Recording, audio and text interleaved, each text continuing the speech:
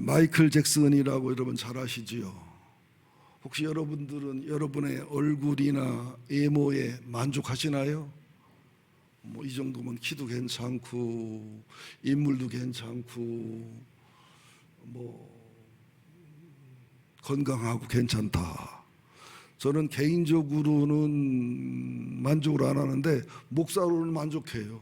그냥 복음적으로 생기고 뭐 몸매도 그냥 아주 못 볼 형편은 아니고 이제 지병이 있어서 걸음걸이나 행동이 늦어서 여러분을 답답하게 하고 좀 그런 게 좀 마음이 아프지만 뭐 당사자인 난 얼마나 더 힘들겠는가 생각해서 너그럽게 품어주시기 바라는데요.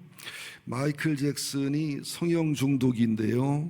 왜 성형 중독자 됐는지 그 원인을 알면 마음이 많이 아픈데, 마이클 잭슨이 어려서부터 그 음악성이 있었대요. 형제들이 이렇게 아버지가 아마 그 음악에 대한 기쁨과 행복과 비전을 준 게 아니라 돈벌이를 위해서 강제로 음악을 시킨 거예요. 너무 지겹고 힘들었지요. 자기가 제일 미워하고 싫어하는 사람이 아버지였는데 청년기가 지나서 이제 나이를 이제 그 중년기 접어들면서 보니까 아버지 얼굴이 나오는 거예요. 여러분도 가끔 안 놀랍니까? 어느 날 보면 저 같은 경우는 이렇게 거울에 보면 성진이 할아버지가 있어요. 성진이 할머니가 있고 또 제 아내를 보면 제가 깜짝 놀래요. 장모님, 어떤 데다가 실수하면서 장모님 그럴 것 같아요. 장모님이 보여요. 근데 이제 부모님을 사랑하거나 존경하는 분들은 문제가 없지만 굉장히 싫습니다. 또 내 아들과 딸을 통해서 내 어머님, 아버님의 그 싫은 부분이 드러날 때는 참 종자개량하고 싶다는 그런 마음이 들 정도지요. 그래서 결과적으로 성형 중독을 해서 성형 중독에 걸려서 성형을 지나치게 하다가 이것이 어떤 원인이 돼서 이제 불면증이나 정신과적인 치료를 받다가 나중에는 잠이 1초 1분도 안 오는 특이한 병에 걸려서 주사를 놓자마자 기절하다시피 하는 수면제를 과다 아니면 의사랑 상의 없이 하다가 죽었잖아요. 제가 이 말을 왜 하느냐? 우리가 지금 하나님을 믿고 신앙생활을 하는데 내 영혼의 얼굴이 마음에 드느냐? 내 삶의 얼굴이 이게 어떻게 꼴이라고 그래? 얼굴, 영혼의 꼴이 마음에 드느냐? 내가 나를 사랑할 수 있냐? 내가 나가 소중하고 귀중하냐? 이게 굉장히 중요한 거예요. 우리가 예수 믿는 사람들이면 건강한 신앙생활 속에서 하나님과의 관계와 교제, 예수님, 성령님과의 관계 교제 속에서 그분과 친밀함과 교제를 누리고 그분의 종으로 살게 되면은 자연스럽게 하나님이 자존감을 주시게 돼 있어요. 또 아이덴티티가 목숨을 걸어댈 만큼, 그러면서 삶의 목적이 선명해지는 그런 자리가 가는데 이게 잘 안 되는 경우가 있단 말이죠. 지금 제가 오늘 메시아의 노래, 하나님의 종의 노래 그런 제목인데요. 이사야서에 보면 42장이 하나, 49장이 하나, 50장이 하나, 52장, 53장 묶어서 하나 4개의 종의 노래가 있어요. 이 종이란 말이 메시아란 말인데 여러분 새로운 개념을 가져야 됩니다. 메시아 하면은 예수 그리스도 한 분이 메시아다 그러는데 구약 성경에서는 메시아를 고레스도 기름 부은 메시아다 이렇게 표현을 해요. 그러니까 예수님의 메시아하고는 질적으로 다르지만 고레스가 하나님의 도구로 쓰여서 하나님의 이언을 이루는 도구로 쓰여서 그죠? 바벨론 포로에서 이제 유대로 돌아올 수 있도록 쓰임 받았잖아요. 그런 의미로서의 메시아라는 거예요. 그러니까 에레미야도 이사야도 다윗도 히스기야도 하나의 메시아적인 사역을 했다는 거지요. 이것을 개념을 잘 아셔서 신약 시대 사는 우리들도 왕 같은 제사장들이잖아요. 하나님 나라잖아요. 구별된 하나님의 백성이잖아요. 그죠? 우리들도 작은 메시아, 또 메시아의 일을 이루는 부분적인 메시아로서의 삶이 필요하다. 이런 새로운 지식과 깨달음을 가져야 되는데요. 우선 첫 번째 여호와의 종의 노래, 다시 말하면 첫 번째 메시아의 노래인데요. 여기에 보면 하나님과의 관계와 교제, 그리고 그 메시아의 사역과 성품과 정체성이 나오는데, 이것은 뭐냐, 우리가 메시아를 사랑하고 메시아를 닮고 메시아의 부분적인 삶을 살아갈 때 자연히 하나님과의 관계와 교제가 성공하고 승리하고 우리들의 하늘의 성품이 이루어지고 영적인 정체성이 새로워지면서 반드시 주님의 성품과 주님의 사랑의 방법으로 인생을 살아가는 아주 복된 삶을 살게 되겠다는 거예요. 그래서 42장 1절에 보면 나의 붙드는 나의 종 내 마음에 기뻐하는 자 곧 내가 택한 사람 내가 나의 영을 그에게 부었으니 그 이방의 정의를 베풀리라. 이게 한 절 한 절 속에 기가 막힌 비밀과 은혜가 들어있는데요. 첫째, 내가 붙드는 나의 종이라는 것은, 메시아는 예수님을 비롯해서 이사야, 에레미야, 고레스까지 전부 태중에 나오기 전부터 하나님이 선택해서 불러서 이렇게 세워서 붙드는 종들이에요. 근데 붙드는 종들이 뭐냐면, 바울이 고백한 것처럼 뭐라냐면, 나는 예수님께 붙잡힌 것을 잡으려고 달려간다 그랬어요. 누가 신앙생활이 행복하냐, 누가 신앙생활이 순리적이고 은혜롭고 복되냐면은 하나님에게 붙잡힌 것을 붙잡으려고 가면은 자연스러워요. 근데 하나님은 붙잡았는데 나는 이쪽으로 가면은 저항이 일어나죠. 다시 말합니다. 머리가 나쁜 송아지는 팔리면 저항을 해요.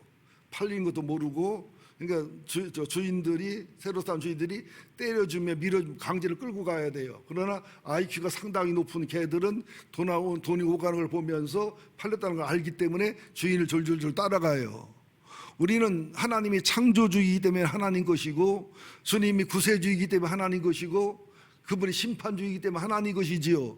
우리는 누구한테 붙잡혔어요? 예수한테 붙잡혔어요.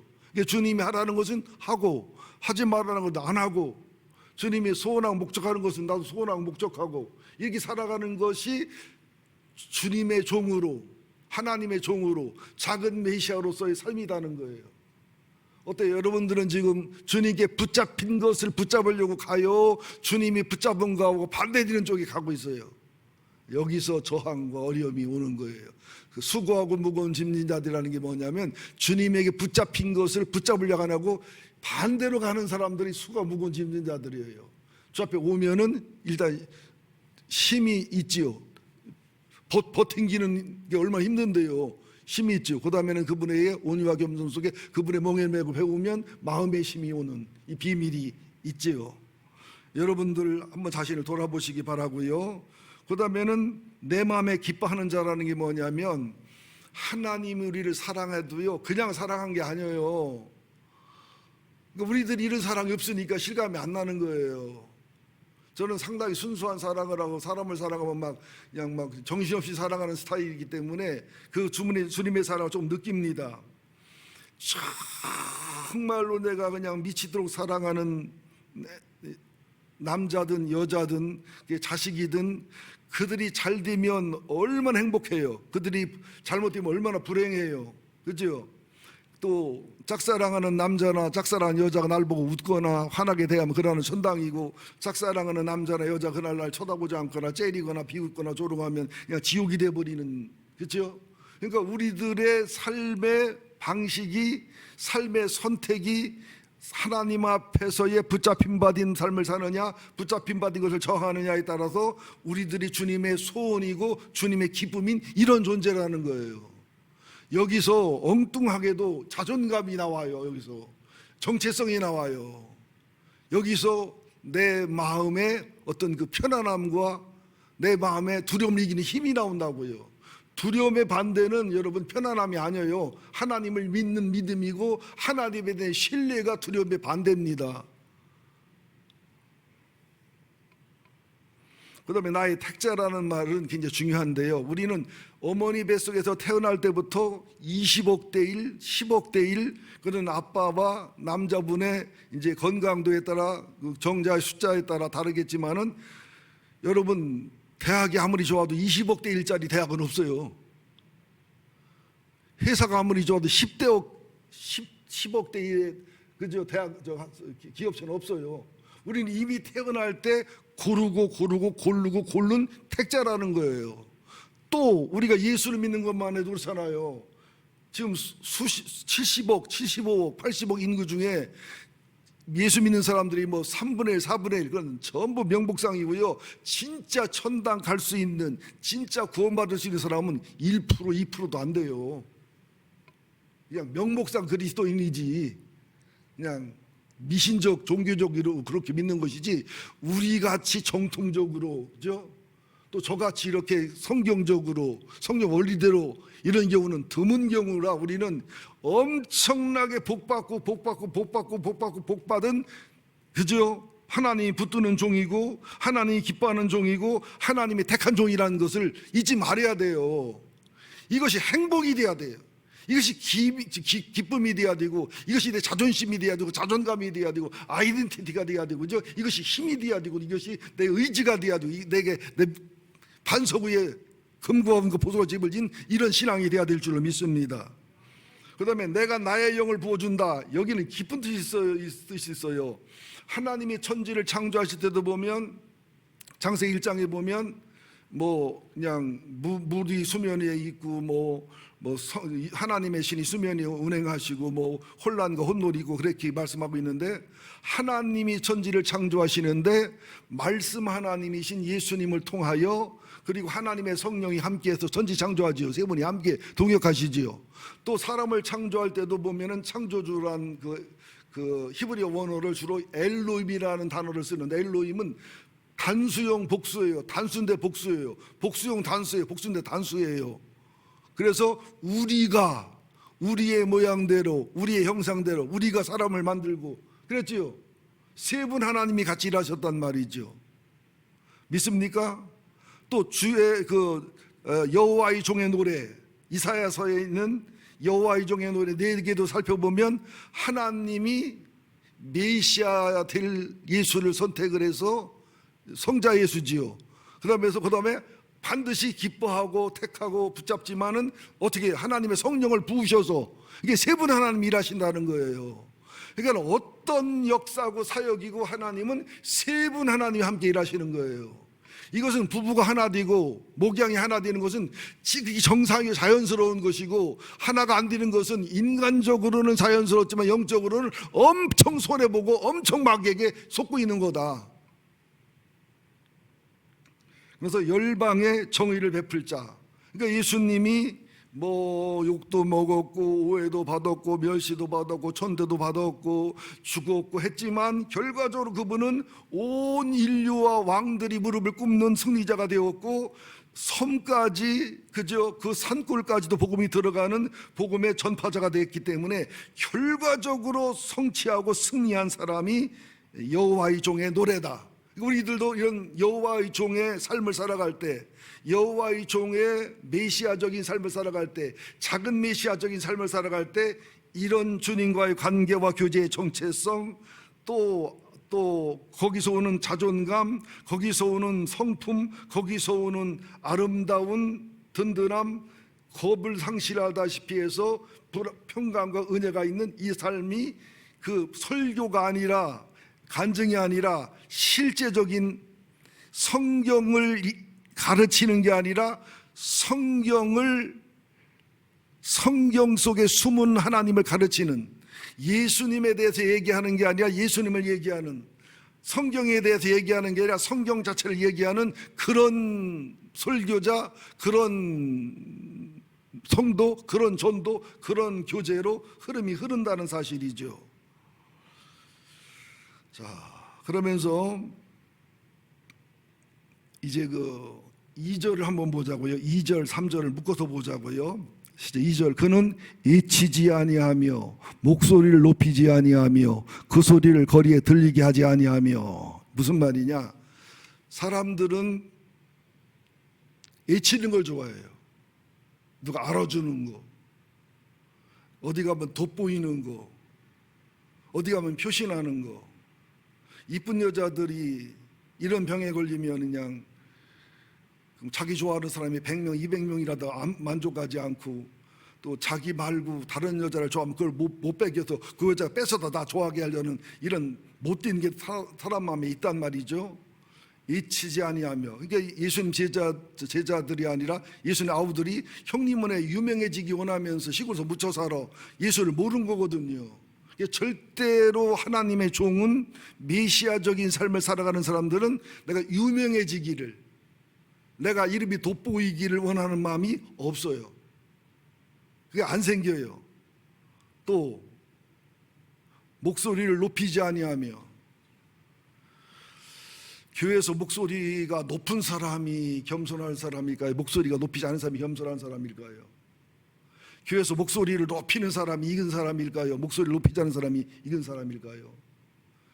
서울에 가면 유명한 장로님이 계시는데 뭐 그분은 뭐 유명한 정도가 아니라 기업체 사장까지 하시고 뭐 온유하고 겸손하시니까 뭐 장로님 중에서 장로님이라 그러는 분인데 그분은 당회 때 말이 없으셔요. 왜 할 말이 없겠어요.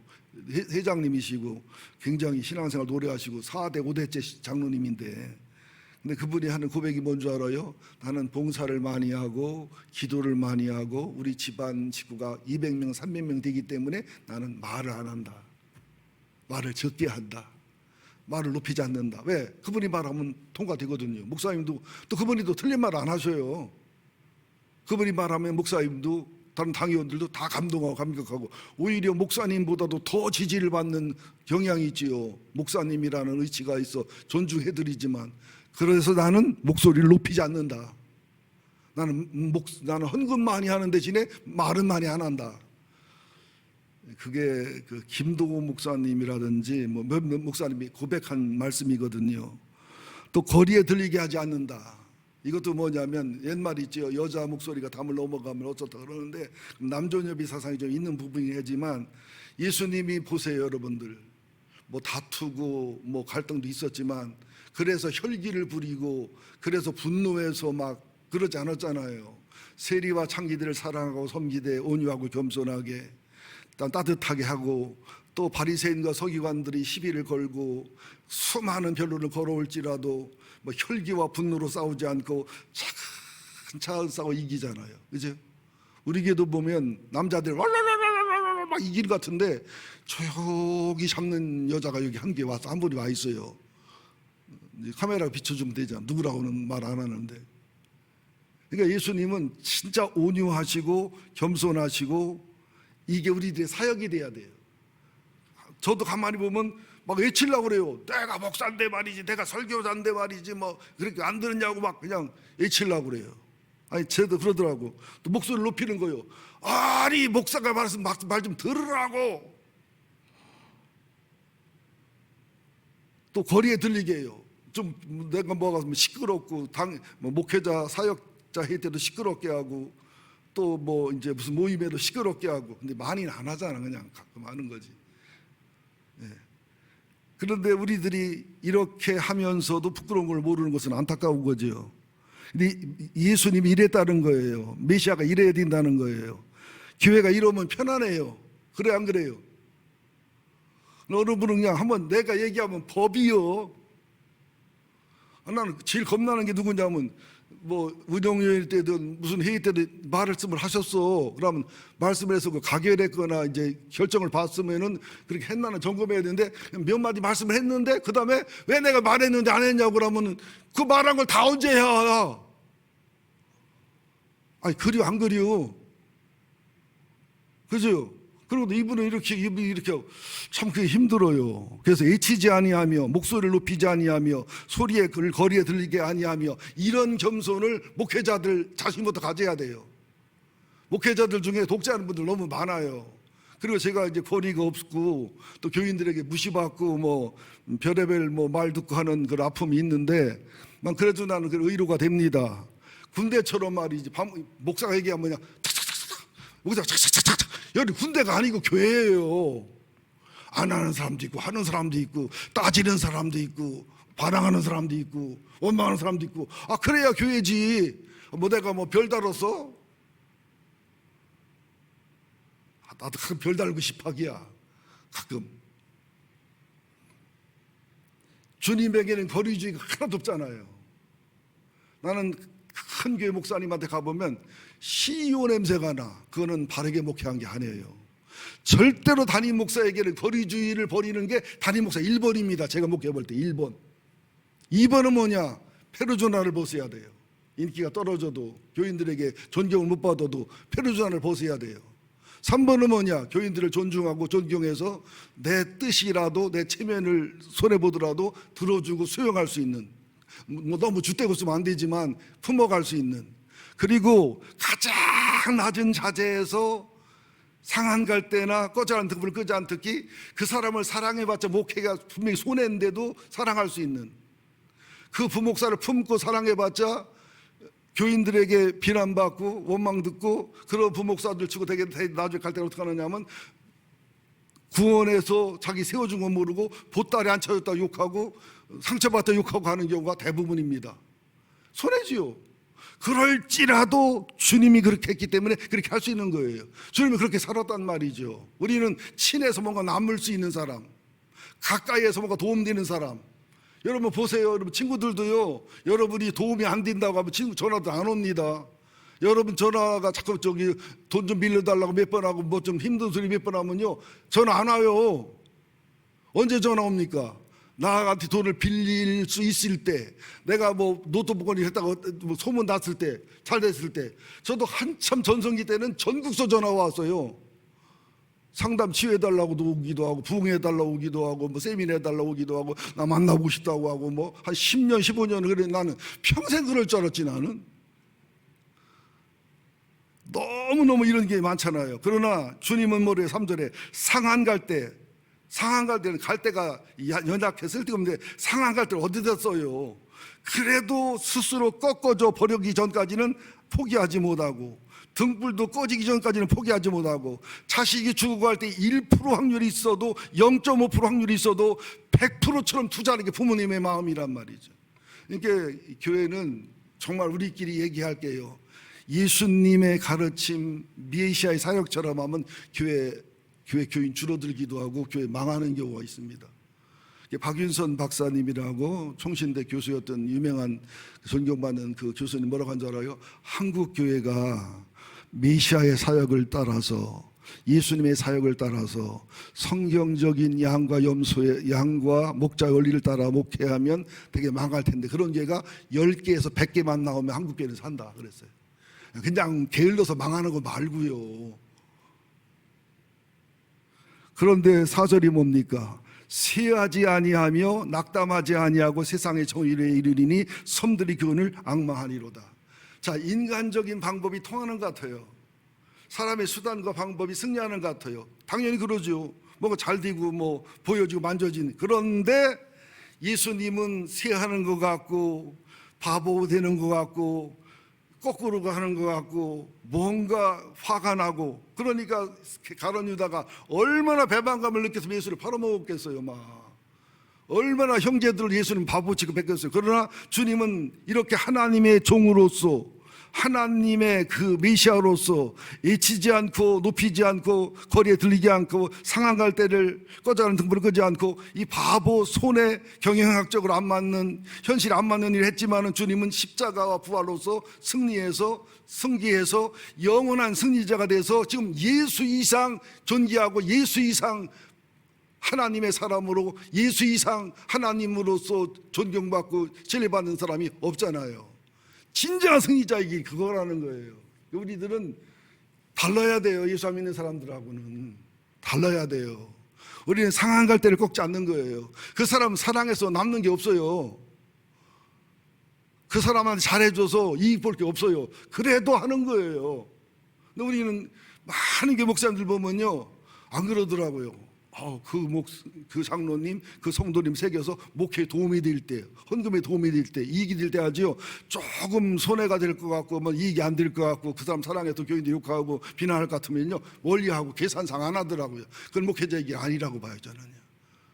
목회를 못 하더라도, 담임 목사 자리에서 쫓겨나더라도, 교회가 망가지는 한이 있더라도 한 사람을 살아갈 수 있을 때 교인들이 그것을 싫어하는 게 아니라, 맞아, 이게 바른 목회야, 이렇게 목회를 해야 돼 하고 협조 하나가 돼야지, 그걸 비난하고 탓하는 것은 핍박하는 거예요. 메시아의 길을 비난하고 죄지는 거예요. 인자를 말로써 거역하면 용서받을 길이 있지만 하나님의 일을, 하나님의 성령의 일을, 하나님의 사랑의 일을, 하나님 말씀을 하는 것을 비난하는 것은 용서 못 받을 죄라는 것을 성경 분명히 말씀하고 있다는 거죠. 나는 우리 교회가 정말로 하나님의 종들이 있는 교회가 되기를 원해요. 주님이 붙드는 종, 주님이 기뻐하는 종, 주님이 택한 종, 주님이 주의 영을 부은 종. 그래서 목사든 장로든 성도든 누구든지 외치지 않고 목소리를 높이지 않고 소리를 걸리에 들리게 하지 않고 상한 갈대를 꺾지 않고 꺼자는 금을 끄지 않고 진실과 정의를 실행하는 그런 교회. 그러다 보면 교회가 망할 것 같고 금방 넘어질 것 같고 잘못될 것 같은데 이상하게 새하지는 않고 망하지는 않고 절망하지는 않고 나중에는 하나님의 때가 되면은 하나님의 방법 속에 알 수 없이 갑자기 감옥에서 요셉이 총리가 돼 튀어나오는 것처럼, 사자굴 속에서 다니엘이 툭 튀어나오는 것처럼, 풀무불에서 사드락과 메사가 벤누가 툭 튀어나오는 것처럼 이렇게 하나님은 하신다. 이게 부활의 신앙입니다. 나는 우리 교회를 이렇게 축복하시기를 예수 이름으로 축원드리고 나는 믿습니다. 여러분 좀 함께 이 길을 걸어가고 이루어갈 수 있기를 소원하고 부탁을 드리겠습니다. 그러면서 참 이게 깊은 설교인데 쉽게 하려니까 좀 그런데요. 마태복음 11장 한번 찾아보실래요? 마태복음 11장.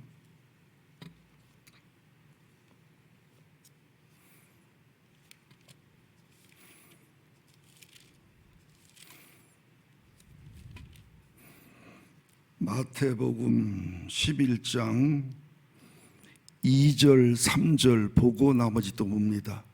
17쪽이에요. 신약성경 17쪽.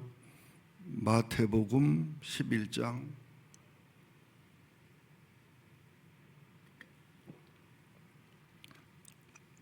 2절. 요한이 옥에서, 함께 읽어요. 요한이 옥에서 그리스도께서 하신 일을 듣고 제자들을 보내어 예수께 여짜오되 오실 그이가 당신이 오리까 우리가 다른 일을 기다리오리까. 옥에서 가만히 예수님의 사역을 들어보니까 침례요한이 이해가 안 가고 막 화가 나는 거예요. 아니 저런 능력과 권능을 가지신 분이 침례요한까지는 메시아관이 잘못했던 거지요. 빌라도를 감동시키고 헤롯을 막 꺾어서 나라의 독립과 또 그 능력으로 가난한 자를 구제하고 병들을 치료해서 다윗의 정성기를 만들어 가야 되는데 다만 들어보니까 수가수 우물가에서 여인만 났대야 하루 종일. 그리고 사개오 만나서 그 집가 밥 먹고 그 집에 주무셨대야. 이해가 안 가는 거예요. 그 사역 자체가. 여러분 같으면 이해되겠어요? 일제시대인데 지금 일제시대요. 일제시대로 왔어요. 타임머신 다 왔는데 일제시대인데 설교하는 거예요. 여러분 우리 일본하고 싸워 못 이기고요. 하나님의 섭리는 일본에게 지게 돼 있기 때문에 한 36년 40년 갈 거예요. 싸우면 우리만 죽고 교회만 핍박받으니까 좋게 항복합시다. 그리고 일본을 존경하고 사랑하면서 40년을 기다립시다. 그러면은 여러분들이 에레미야야 이사야 그럴까요? 매국노라고 그럴까요? 독립군들이 와서 저를 암살하러 올까 안 올까? 올까 안 올까요? 암살하러. 목사가 그랬다면 암살하러 오지요. 역사에도 뭐라고 찍혔어요? 목사 중에 매국노 1번 박상환. 그래서 컴퓨터 탁 치면 일제시대 목사 박상환 매국노. 일제에게 항복하러 외쳤던 유일한 목사. 그게 뜨겁지요. 예레미야 이사야가 그렇게 한 거예요. 그 당시에.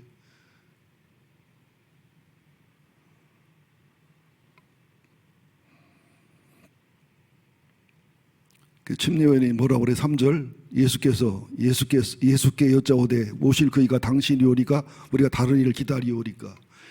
요한이 예수가 메시아인 거 알아요. 그리스도인 거 알아요. 자기 젊음을 바쳤고 태어날 때부터 그런 신비한 경험 속에 이제 살아왔는데 예수님 4절에 뭐라고 그래요? 그렇다 안 그렇다 대답 안 하잖아요. 알아요. 요한의 중심이 왜 그런지. 시작. 예수께서 대답하여 이르시되 너희는 가서 듣고 보는 것을 요한에게 말하라. 뭐라 하라? 듣고 보는 거. 여러분 신앙생활에 가장 중요한 것은 듣고 보는 거예요. 메시아와 그리스도의 첫 번째 사역은 성도들의 눈을 열어주는 거예요. 길을 열어주는 거예요. 목회자가 하나님의 사람이냐 하나님의 사람 아니냐를 알아보는 방법은 딱 하나입니다. 중생을 해야 설교가 들려질 때는 하나님 보낸 종인데, 중생 안 했는데, 건약신 없는데, 성령이 내주가 없는데 설교가 100% 이해가 된다, 100% 은혜가 된다, 이거는 문제가 심각한 거예요. 이해되십니까? 니고데모도 예수님 말씀 못 알아듣잖아요. 그 쉽고 단순한 중생의 원리를. 그래서 하나님의 사람은 제일 먼저 보게 해야 돼요. 듣게 해야 돼요. 그 다음에 문둥병을 치료해야 돼요. 많은 죄를 직면해서 회개하게 하고 치유되게 하고, 상처를 직면해 치유되게 하고, 그 다음에는 가난한 자에게 복음을 전해야 돼요. 영혼이 가난한 주님을 사모하는 자에게. 이게 메시아의 사인이고 모델이니까 그대로 말하잖아요. 예수께서 대답하여 이르시되 너는 가서 듣고 보는 것을 요한에게 말하되, 맹인이 보고 못 걷는 사람이 걷고 나병 환자가 깨끗함을 받고 못 듣는 자가 들으며 죽은 자가 살아나며 가난한 자에게 복음이 전파된다 해라. 이게 예수 그리스도 메시아가 할 일을 그대로 얘기하는 거예요. 그러면서 누구든지 나로 인하여 실족하지 않는 자는 복이 있다고 그래라. 여러분, 우리들이 얼마나 나 좋은 대로 성경 해석하는지 몰라요. 얼마나 신앙적 틀이 강한지 몰라요. 어려서 어떤 목사를 만났냐, 어려서 어떤 교단에서 신앙생활 했냐. 그리고 여러분들 제가 하나 부탁하는데요, 제 앞에 와서 신학인이 목회니 아는 소리 하지 마세요. 나 속이서 막 작년 추석에 먹은 송편이 너무 올라오고 힘들어요. 막 다른 건 참을 만한데, 제가 여러분의 전문 분야를 존경하든가요 안 하든가요? 존경해야 하나요? 여러분 전문 분야 존경하잖아요. 난 모른다고 얘기하잖아요.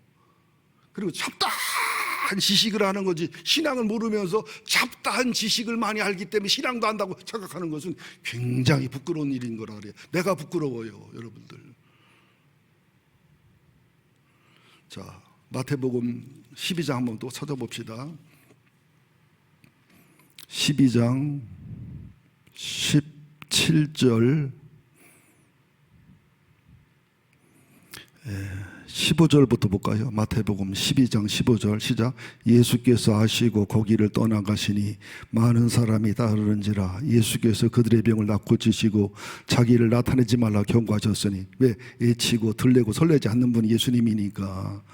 이는 선지자 이사야를 통해 말씀하신 바, 보라 내가 택한 종 곧 내 마음에 기뻐하는 바 내가 사랑하는 자로다. 내가 내 영을 그에게 줄 터이니 그 심판을 이방에게 알게 하리라. 그는 다투지도 아니하고 둘레지도 아니하고 아무도 길에서 그 소리를 듣지 못하리라.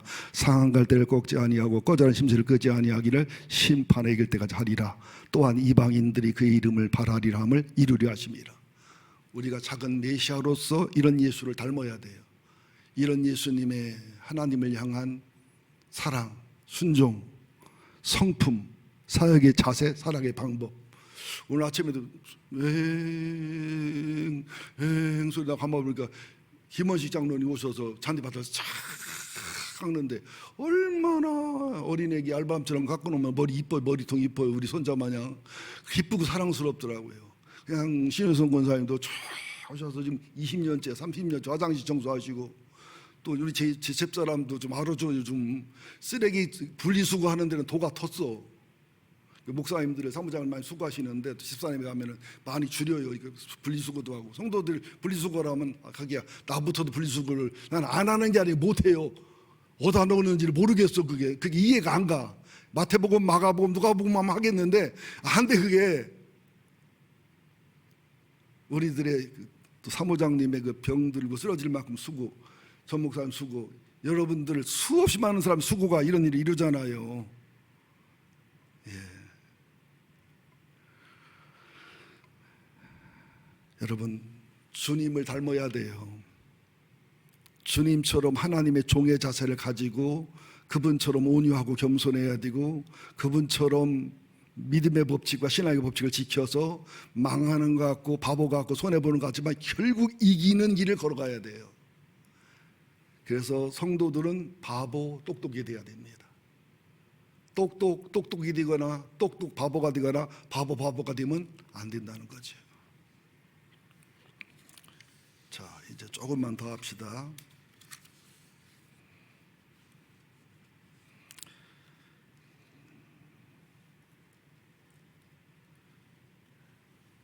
여기 이사야서 42장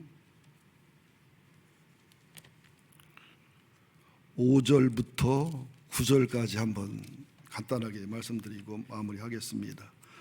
5절 시작. 하늘을 창조하여 펴시고 땅과 그 소산을 내시며 땅의 백성에게 호흡을 주시며 땅에 행하는 자에게 영을 주신 하나님 여호와께서 이같이 말씀하셨느니라.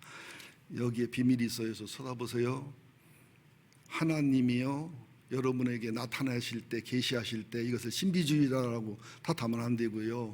그렇다고 너무 신비에 잡혀서 말씀보다 이거 앞서거나 말씀의 원리를 벗어난 것도 따라가면 안 되는 겁니다.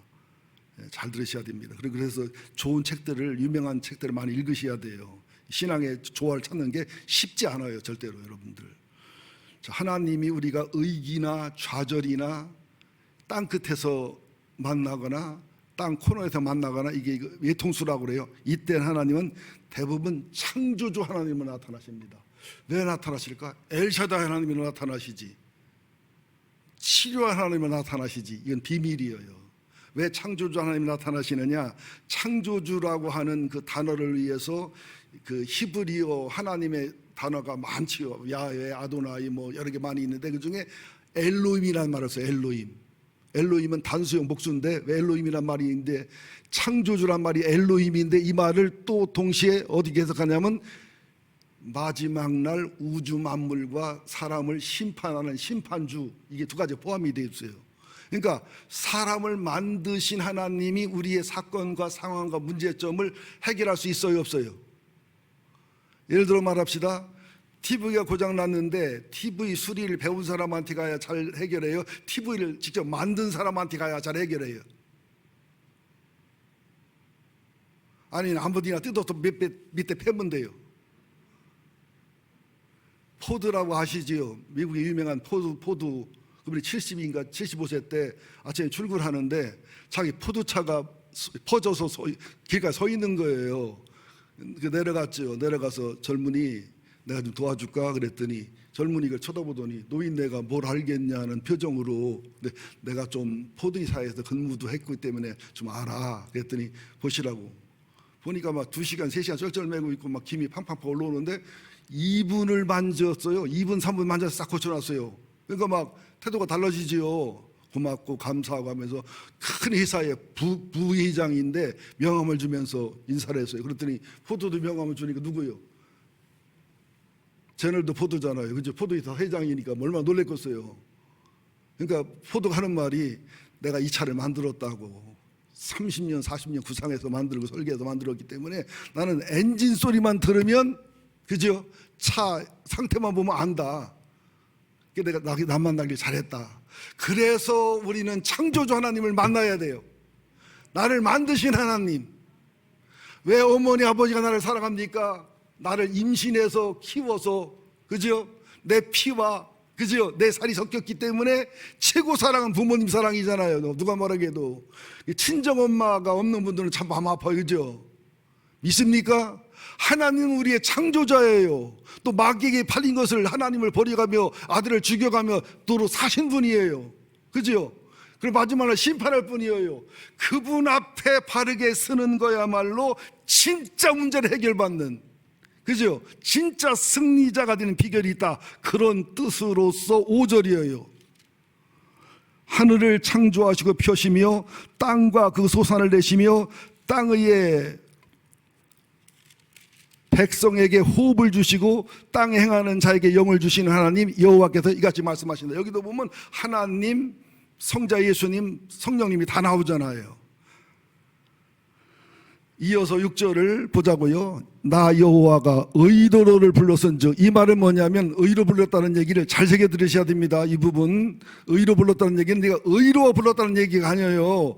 은혜로서 사랑으로서 주님의 십자가와 주의 복음으로 칭의를 줘서 불러서 칭의로 끝나는 게 아니라 그렇게 은혜가 되고 감동이 되면서 거기서부터 이제 하나님의 사람으로서 변해가고 하나님의 은혜와 사랑을 알고 십자가와 복음을 알면서 값비싼 은혜에서 값비싼 은혜가 때가 되면서부터 서서히 성결을 따라가고 성화를 따라 거룩을 따라가는 그런 의로서 불렀다는 거예요. 의를 이루기 위해서 불렀다는 거예요. 또 내 손을 잡아 너를 보호하며, 내가 주님 손을 잡는 것보다 주님이 내 손 잡아야 보호가 되거든요. 여러분 절대로 주님을 내 존대로 끌고 가지 마시고 주님에게 끌려가시길 바랍니다. 내가 주님을 붙잡고 끄는 것은 억지고 싸움이 되는데 주님에게 붙잡혀 끌려가는 것은 이게 비전이고 이게 복적이고 축복입니다. 너를 세워서 백성의 언약과 이방의 빛이 되게 한다.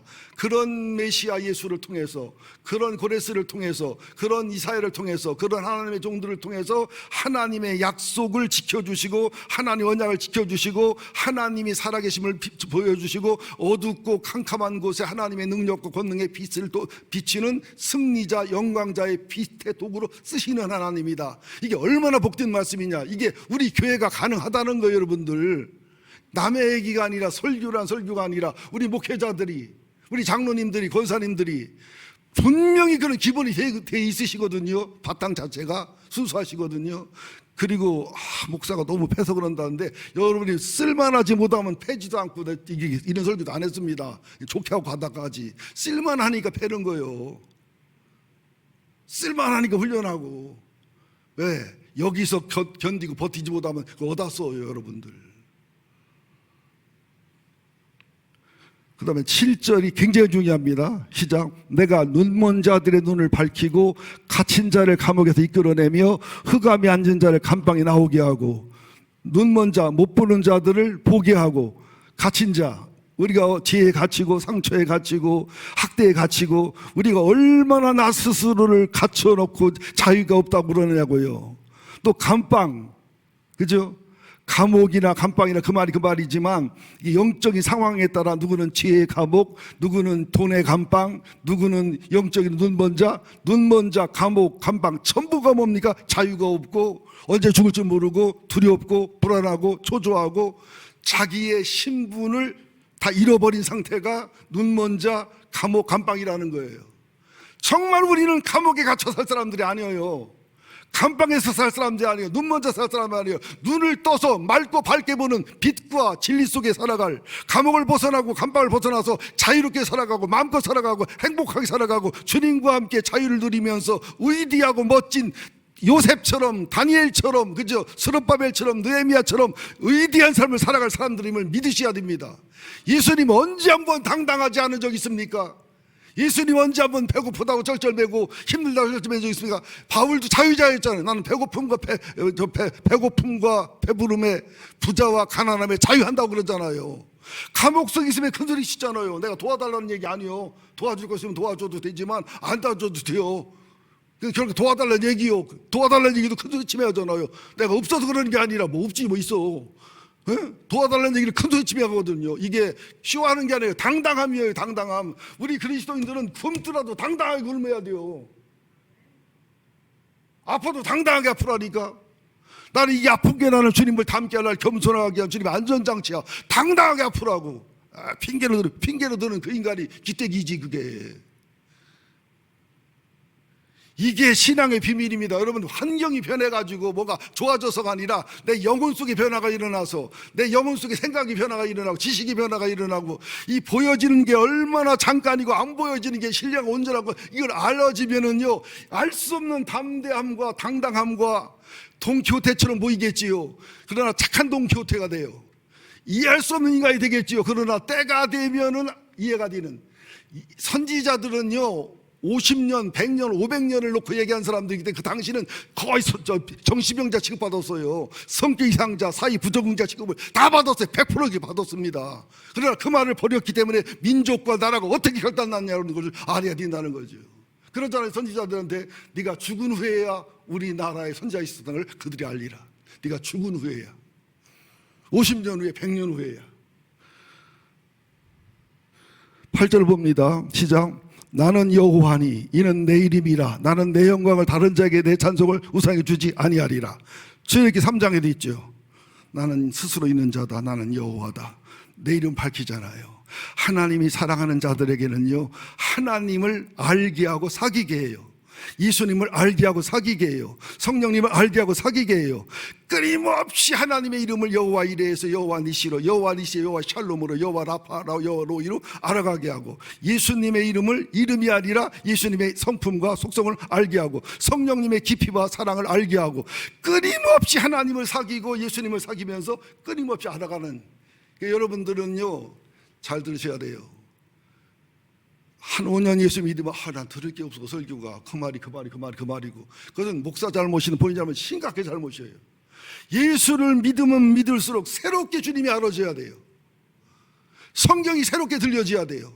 설교가 새로워져야 돼요. 한국교회는 보통 담임 목사가 5년 지나면 지루하고 듣기 싫어합니다. 그래서 5년마다 바꿔주면 목사도 좋고 교인도 좋대.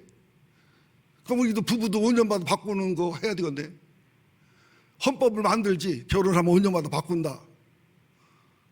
그거 아니라고. 새 노래가 여러분들 새로운 복음 찬송가가 아니에요. 내 영혼이 새로워졌기 때문에, 내 믿음이 새로워졌기 때문에, 하나님이 새로워진 게 아니라 하나님의 이미 있었던 걸 알아가시는 거지. 지금 우리가 하나님이 없어서 행복하지 못해요. 하나님을 모르고 못 누리는 거지. 얼마나 하나님 안에 영광과 풍요와 비밀이 많은데 우리가 못 믿으니까, 안 믿으니까, 실력이 안 되니까 못 누리는 거 아닙니까? 1000년 전에도 비행기 법칙이 있었지만 무식하니까 비행기를 못 탔지, 못 누렸지요. 10,000년 전에도 여러분 비행기 법칙이 있었잖아요. 우리가 몰랐지. 그러지요. 9절 시작. 보라, 전에 예언한 일이 이미 이루어졌느니라. 이 당시에도 예언한 게 100% 다 이루어졌단 말이죠. 이제 내가 새 일을 알리노니 그 일이 시작되기 전에라도 이게 이르노라. 왜 시작되기 전에 왜 알려요? 지금 150년 후의 일이에요. 160년 후의 일이에요. 왜? 그대로 고레스는 구시가 있는지도 몰라도 이 당시 150년, 160년 전이라. 왕은 상상도 못하는 거예요. 그러지요. 그리고 바벨론 망하고, 아수르 망하고, 바벨론 망하고, 메대와 파삭 하나 되고, 그리고 페르시아가 왕성하다, 페르시아 헬라가 망하고, 이걸 누가 알아요? 그런데 그냥 오늘 일처럼 내일 일처럼 이렇게 말씀하고 있잖아요.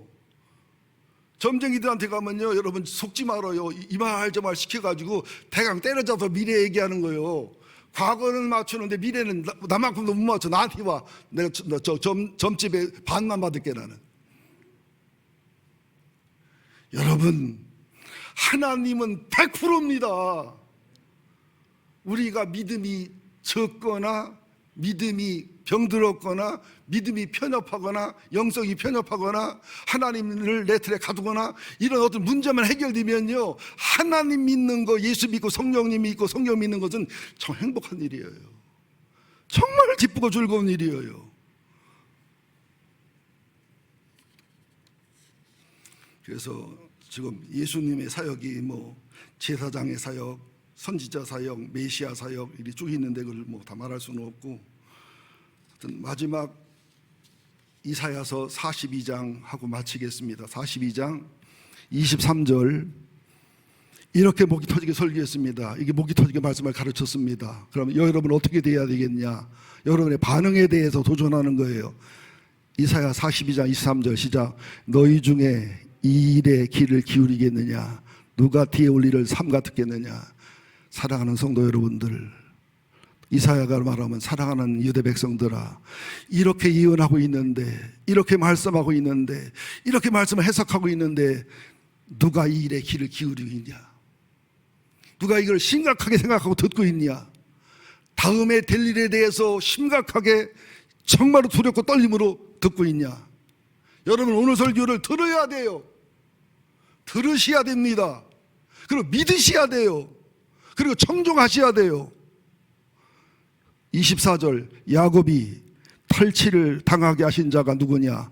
이스라엘을 약탈하게 넘기신 자가 누구냐? 여호와가 아니시냐?